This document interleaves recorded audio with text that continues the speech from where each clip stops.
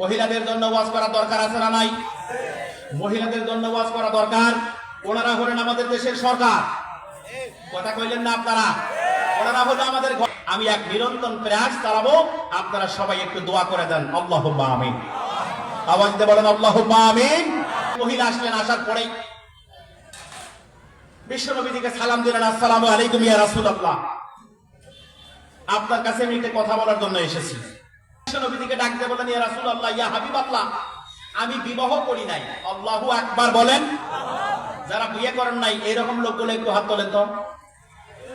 বিয়ে করেন নাই হাত তোলেন।